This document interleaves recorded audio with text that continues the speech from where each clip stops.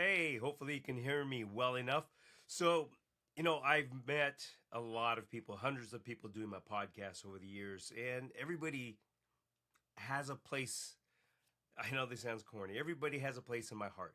Everyone that I come across, whether it's a podcast or anything else.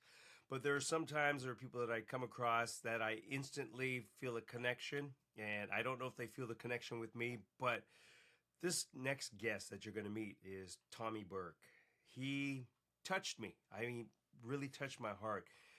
And he made me feel something inside that made me really want to work harder, not only to be a better person to myself and for myself, but for those around me. The conversation we're going to have is not anything to do about that, but maybe you'll feel it too when you hear Tommy speak. Tommy's gone through cancer and he has Parkinson's. And I'm a little bit ignorant about Parkinson's. I've heard about Parkinson's, but I just really didn't know exactly what it was. So please listen to this podcast. I think it's a very important one. And like I said, I think you're going to feel it too, coming from Tommy, that he is definitely a fighter and he gives all of us that reason and that spark to better ourselves and to pull our butts up, just to do and be better. That's all I had to say about this.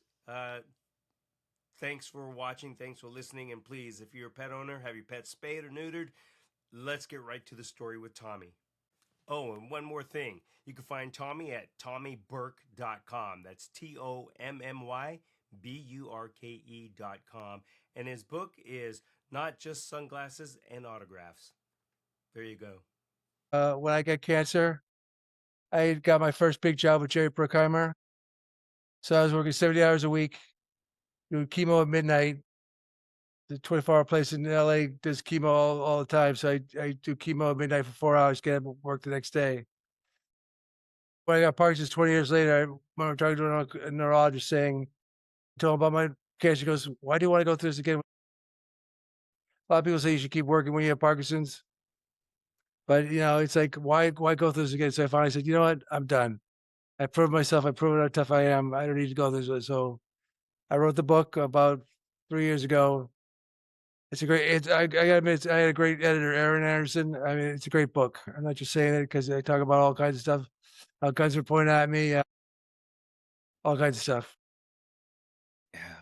Well, the thing about this is how I'm going to imagine and say it is we'll say you're at the top of the game. You're in this industry that people want to be in, whether they're behind the camera or in front. But when you leave, and if it's a sudden departure or this forced departure, how do you maintain your identity and purpose when you're, can I say, self-forced out or forced out? The tough part is, chasing the job was almost as fun as getting the job. I learned this from actors recently. They say that actors, if they get the audition, that's a win.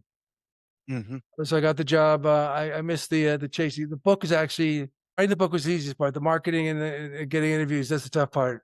I don't usually get interviewers like you or so capable. So I keep after it. I mean, that's my thing is just keep it after it. Is it, well, again, not to be disrespectful or to, Yeah, you can't be disrespectful with me. okay, excellent. Because everybody has a challenge, and like you're overcoming, and like I said, you got to be persistent about things. And I think whether somebody's ill or depressed or they have something that happens, they lose their self-worth and their identity and their purpose because they're under this pressure of I need to be whatever. But you've seemed to have accepted all of this, and you have identity and purpose, right? You do, right? I You do s- pretty like, much. Well, my main thing now is we're jumping around a lot, but that's who I am. My main job right now is exercising. I mean, it's Parkinson's. People think the medicine you take cures the Parkinson's. Actually, it stops the symptoms so you can exercise. Exercise is the most important thing. I'm like I said in my book, if you get diagnosed for Parkinson's, run home from the hospital. I'm being a little facetious, but run home. You got to start exercising right off the bat. Really? I exercise I did 40 minutes on the bike today, hour-long walk yesterday. Yeah, I do kettlebell. I mean, I just every day you gotta do something. Oh, sorry to interrupt. I was gonna say, can you explain to us, what is Parkinson's really? I mean, we hear it and we've seen it. We've seen it in famous people. Now we see it with you. So, what is this exercise, and what is Parkinson? It's basically the basal ganglia in your head. It makes the dopamine. The dopamine is kind of like you know, those subway cars and the thing in the middle that connects the cars. Hmm. That's what it does. You It helps you process your mind. Like a lot of times, Parkinson's people fall over because the message goes from their head all the way down, but doesn't reach their feet. So I've only fallen a couple of times, but it's just it's keeping the messages in your mind going. Okay, so that can definitely affect you physically because it's not getting the message down to your feet or to wherever.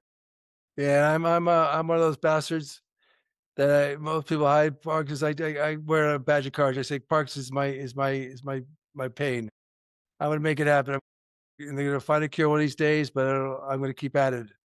There's people like Jimmy Choi and uh, a woman who runs Family PD. I can't believe how tough they make it. They look like a little girl. They work out. So Jimmy Choi is on American Ninja Warrior. He's got Parkinson's. He's got bad. Guy does 1 arm push-ups. He's had it for 20 years. Still, Yes. wow. So once you have Parkinson's, you have it. But being physically active and exercising, does that, how do I say this? The cure, it stays off the symptoms. Okay. So leads me to ask, how much exercise do you have to do? Well, Parkinson's is a great question about Parkinson's. People don't realize this. One of the great sayings, like you meet one person with Parkinson's, it's like meeting one person. It's so different. It's like cancer's, cancer. I had cancer too, but it's uh, it's it's a different kind. It's Parkinson's. Some people have it really bad. Some people barely have it. It's all about it's very different. It's called the snowflake disease because everyone's different. I always say I have it, but people have it a lot worse. I have a friend of mine who's got ALS. God bless Mhm. him. Are there different levels of the Parkinson's? Because like I said, depends on who you come across and who has it, or is it more of an attitude problem?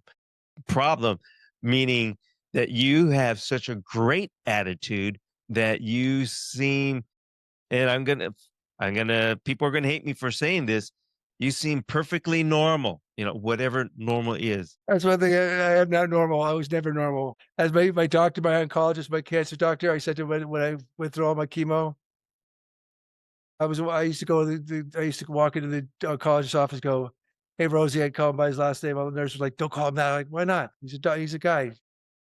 So he once when I went through all my radiation, all that, he said, "Doctor, am I normal?" He said, "Tommy, never be normal, but you're in remission." It definitely sounds like you have been surrounded by people with positive attitude, and that's got to help too.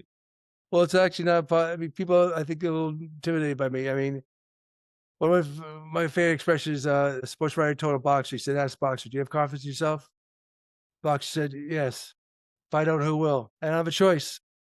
Yeah, I'm laughing at these things and smiling because again, your attitude is so good, but you take things as they are, whether it be difficult challenges or not. But it seems like you face them head on, and you're realistic about it.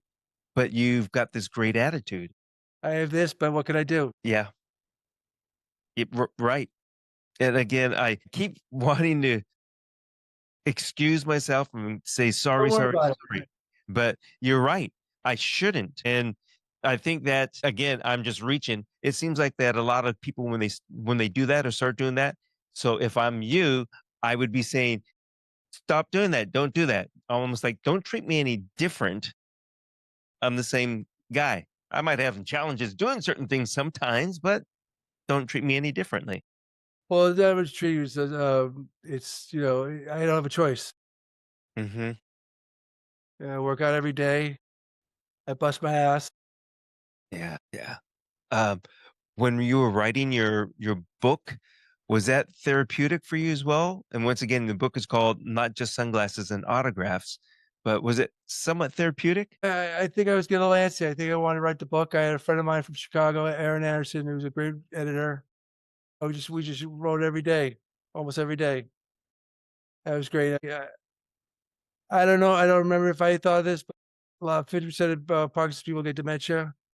I think I wanted to get it out before I forgot it all. I cut out 75 pages of my book. I could add another 75 pages, but I figured let's let go. It's still 26 pages as it is. Yeah, that's quite a few pages. I had quite a life. It yes, and I don't want to jump back to the film industry, but yes, I think that when you're in that industry, you're around a lot of different things. You're living almost a different life, maybe, but it does sound like you've had a very good life, and you're still continuing to have the best life that you can have.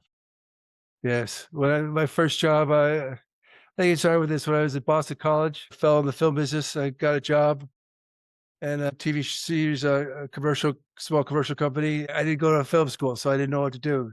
So I was there standing around like my hands in my pocket. The director said to the producer, "See that guy?" He pointed at me. I never want that guy to set ever again. So I couldn't give up. I kept working. I worked at a Griff House, learned about equipment, and I started getting back into the business. And I kept busting my ass, and I just went back and forth. Wow. It's how old were you at that time? 27. 27. So one thing is you can learn something new even in your 20s. The second is you learn something new, something like that, and it stays with you. So again, I come back to today now with you being you and not giving up on anything. And so many people, I think, when they come under pressure, they tend to give up. They fold. They fold and they fall. My favorite expression is you can screw up, but don't give up. Yeah, it almost like a learning process. I think if you screw up, don't give up. Keep going. It's what is it going to hurt if you try again? Unless you fall off the bicycle and you cut yourself or break a leg. But Well, I mean, I have stories in the book about that. I got guns pointed at me twice. What else? I worked at 13 different bars and restaurants in 3 states. Apropos, there's a chapter in my book about the Black Rose of Boston. It's a bar, Irish bar. St. Patty's Day was yesterday, so it's kind of funny. Black Rose is an interesting story. Talking about all the restaurants, I learned how to deal with people in restaurants because you make people laugh. They're easy to work with. That's what I learned. Keep things happy, keep things fun. Things are easy to work with. I learned that in the film business. I kept people motivated to work because I kept things fun. yeah, because who wants to work for a guy that is not fun, that's always down your throat, that's always on top of you? That's not fun in anything. So A lot of ADs like that. I never know how they got away with it. But I was in the funny part. I was at the top of my game, and I had Chicago PD, and I had to leave Chicago PD because of Parkinson's. I'll say it again: is it's it's got to be part of this mental attitude that keeps you going because you have a positive attitude. I mean, you really do. You're coming across that way to me. When I was at I should tell the story, but what the hell, Chuck? Or you're going to say it's fake it till you make it. Oh, it's a story. I was a good sense of humor. I was a Parkinson's support group, and the lady who runs it was late, so they said go around the table and say, "Debating whether to tell the story, but what the hell? I'm already halfway into it." So they go around the corner. People say, I have Parkinson's. My partner has Parkinson's. My husband has Parkinson's. They get to me and say, "My name is Burke. I have Parkinson's." A lot of people don't realize about Parkinson's. I tell people I got it from an unclean woman. Dead silence. Well, you're getting a laugh out of me, but that must have thrown them off. Well, they said, "That's not funny." I said, "Well, I'm here. Your husband's not." You need to be a stand-up comedian. I'm telling Actually, you. the funny part is I started improv. You did. Improv class in Manhattan Beach Johnson Center. And they're so great. People are so supportive because sometimes, once I had a young girl, I couldn't get out of my chair because I froze. I reached out my hand, she had to pull me out of my chair. Well, I don't care. We have cancer and Parkinson's. What else could happen? Yeah. Oh my gosh. You're amazing. I You can't figure really out are. computers though. Pardon? I can't figure out computers though. Hey, I have a hard time too. And so what do? Oh, let's hit the reset button and start all over. I just restarted my computer. No, and I'm going to keep on saying this over and over and over again. And this goes for anybody that's watching or listening. If you're, I'm going to throw in the word depression, if you're anything anywhere like that, your attitude and being positive can get you through a lot of things. It may not cure you, but it helps, and it helps to be positive. You know, who doesn't want to be around a positive person, right? I don't want to be around a Debbie Downer or Tommy Downer. There's probably better 2 words for that. We'll figure it out by the end of the show. Yeah, I'm sure there is a couple of words that's better. So Chuck, where are you out of? I'm out of Seattle area. I want to be in Hollywood. I want to do what you did. It's funny how we brought this subject about 2 years ago. We'd be different because now the film is in LA is gone. I have to go to Canada or someplace else. Maybe Atlanta. Atlanta's got it going. Canada, New Jersey's got it building a big stage. The thing about my book is, if you read my book, I talk all about the film. Is I tell you how film starts. I have a glossary, wise ass glossary of all the departments. My book's very inclusive about the film. It's not just Parkinson's cancer. I know all the film business, all my how I got in the DGA, all different things.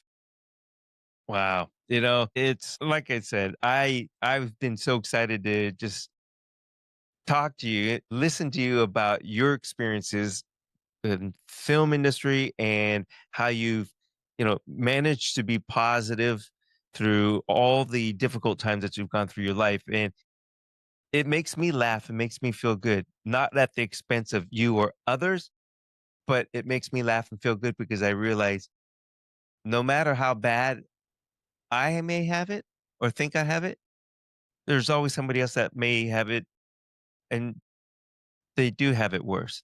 So it makes me grateful. My friend with ALS has got a gorgeous wife and lovely 2 kids. He slowly, they had the St. Patrick's Day parade for him yesterday. It's amazing.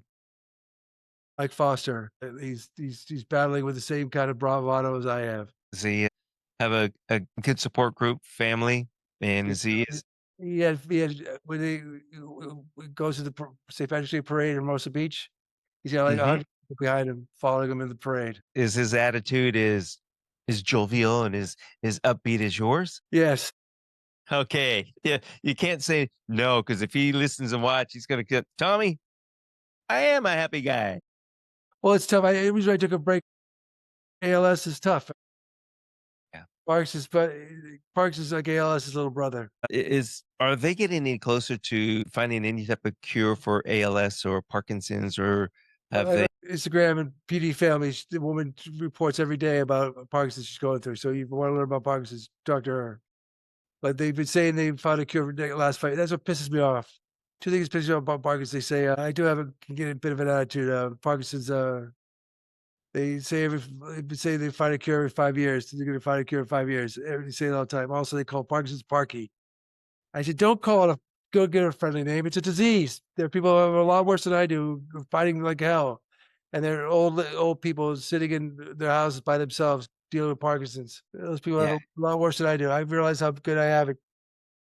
I always consider people have it better than I do. Like I said, you don't want to belittle these situations or this situation and give it a cute nickname or anything like that. You watch Shrinking? No, I haven't. Harrison Ford is he's an Apple show. He's got Parkinson's in the show. Is that streaming on Apple some? TV.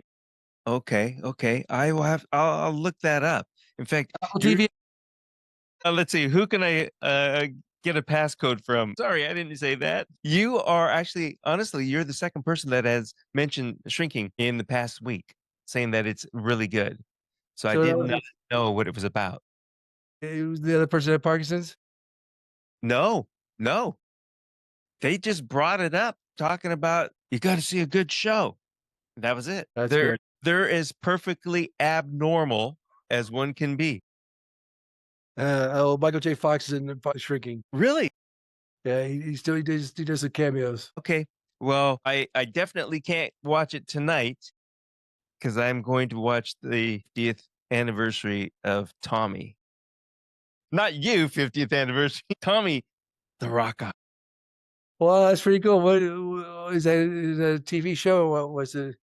So it's at the theater. It's Tommy with the Who. So it's the 50th anniversary of when that film came out. So it's only available for 2 nights and 1 night on each night, and that's it. They're done.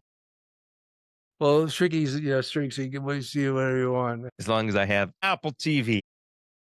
I'll pay you the money.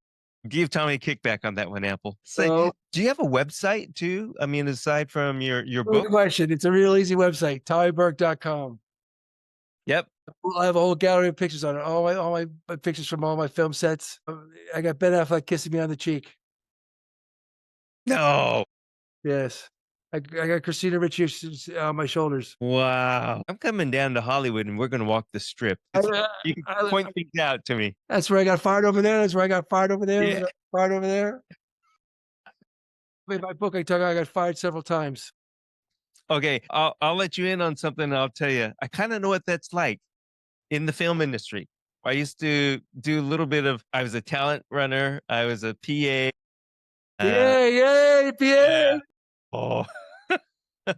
But one of the shoots that we did, this was commercials. I did mostly commercials and not movies or anything like that. But in fact, I don't know if I should throw out his name. I'm not going to do it on here. I'll tell you later.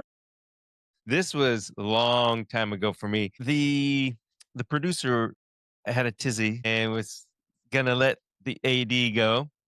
And then so a lot of us on the set said, if you're gonna let her go, we're gonna walk off the set. And she goes, bye-bye. I didn't start that. Wait a second. I thought this was supposed to work. You're supposed to say you can all stay. Nope. Oh, sorry. When I got fired from one of my jobs, Linguini incident. This is the book, the AD. I bust my ass. So, I mean, one thing you say to me, I bust my ass. I never sit down. I keep running my ass all day. The AD that fired me sent me a letter afterwards saying, in the letters of the book saying, sorry I fired you, but it was a no-win situation. Sorry about it. He apologized for firing me. What did he mean by it was a no-win situation? For you, it was a no-win? Or he had to... For me. I busted my ass. I gave 110%. I mean, a lot of times people get fired because one thing's the confidence, but a lot of times they don't put the effort in. I put the effort in all the time. I always say when I interviewed for jobs, I always say that's how I got jobs. I give you 110% a smile every time. Yeah. Hey, a smile goes a long ways, right? Or can. That's one thing about Parkinson's. You have a face that you don't smile as much. We jump around. We talk about TV. We talk about Parkinson's, we talk about cancer. I love it. I love it jumping around. So if you can't put a smile on your face, does it throw people off? I mean, sometimes. Well, some people have to explain it to them. Some people, I never smiled that much to begin with. I will be your number one stand-up comedian fan. Do you stand up now? I don't. I'm not very funny. I'm not very good. Oh, don't say that. I actually took an improv class. I took a comedy class with Greg Dean. Greg Dean, a great comedy teacher. I did 6 minutes on the belly room in the comedy store for 6 minutes. It's funny part is I kept people laughing at work. So when I did the 6 minutes at the comedy store, it was like working, keeping people laughing. So I said, I did this, moving on. I had a Class A license. I did a truck driver license, got a Class A license. That was tough. One of my toughest things I ever did was get a Class A license. Yeah. What were you planning on doing? Being the grip truck driver? No, I was a Teamster. Got a Teamster. I mean, I gotta throw back at all these beginning of stories because we'll be spouting out of nowhere. I was a Teamster. Yeah, we're gonna give away the entire book too if we keep doing this. Impossible. Oh man, I've got to say thank you very much because this has been a lot of fun. Just I'll say shooting the shit, but in all seriousness, talking about your surviving and I'm going to just say survival skills and how you got through cancer and Parkinson's that you're still living with that. Yeah. And so this might sound silly, but what's in the future for you? What's in that near future? What's cooking? Just taking on Parkinson's. That's it. Because it's slowly. I call it, it's a dip disease, degenerative incurable progressive disease. So I don't know what's gonna happen. I mean, I put effort in. I don't, yeah, I sort of put all the effort I can in. I don't watch what I eat as much as I do. But I listen to people like the PD Family Lady, and also Detroit. Those are my inspirations. And I imagine it is good to have inspiration. So I'm looking up to you seriously, Tommy, as a daily inspiration. Just right now, you've inspired me, and I hope, and I know that you've inspired many people. So Well, make sure so you do the jokes that I do. yeah, I better get myself a little flashcard kit with jokes on it. Why don't you want to try to? What are you going to do today to make yourself to try to get out of your comfort zone? What are you going to do today? What am I going to do? Get out of my comfort zone? You know what? That's a tough question because I never look at 98%, 97% of my life. I'd never look at it as a discomfort. I just say, whatever, I'll just go about it. Or if it is uncomfortable, I'll go around it. But if I'm forced to do it and if it's uncomfortable, I just say, what do I got to lose? I might as well. Why not? And then I just do it. Also, TommyBurke.com is where you can buy the book too. My whole name is Thomas Macaulay Burke. It's the most Irish name you ever heard of. We're recording this the day after St. Patrick's Day. Tommy, I'm going to go have some Guinness Irish stew that my sister made from scratch and homemade yesterday. And I've got some leftovers in the fridge and I have not had my lunch yet. That's great. After this interview, you're gonna eat all the food you can get. That and she made soda bread. Oh, wow, send me some soda bread. It was good. She went the full 9 yards, and I've got, like I said, I've got the leftovers of both. And then she made a Guinness chocolate cake. Wow, is she married? Nope, she's not. We'll do the second interview later. I'll bring her on the show. Hey, I got somebody you got to meet. What are you going to do with the rest of your day, Tommy? Are you going to do another cycling exercise for a little bit more, or what are you doing? I got to prepare my taxes, and also I just got to find more interviews. I mean, I love talking to on interviews. I love the interviews just for the talking. Because here's another thing. Something you won't know, realize that we're lucky today because yesterday I had it bad. My physical is pretty good. My speech is bad. I don't know why my speech goes off. Yesterday I could barely talk. So I take speech. I think my speech is pretty good today. Usually it's really bad. It's really bad. Can I ask you a personal question? And you don't have to answer this if you don't want to. I find you attractive. How'd you know? How'd you know I was going to say that? I want to ask you, are you scared? I have to listen to podcasts in my bed because when I'm in my bed and I don't really need to take up my mind, I think about where things go because there's I'm looking into assisted living is the wrong thing, but living, I don't know how to say it, CRCRC. You live in controlled. It's kind of a dorm for older people, but you know, if I one of the Parkinson's, I hate when people say you don't die from Parkinson's. You don't, but it's not much for a living. So most people die from falling and from not being able to swallow. But falling is a big one, and you fall by yourself, you're screwed. Yeah. Yeah. Again, this has been really, really good. And I really, from my heart, if you ever want to just say hi to me, send me a message, say hi, and I'll say hi back to you. Send me a text. You got my direct number. I think I sent you a text. Send me some So, soda bread. yeah, I'll wrap it up in some tinfoil, but it may get stopped at the airport. Wait, there's no TSAs working. I can get it there, no problem. But I do like you. I do. You're just this nice guy, great guy. Don't let that get out.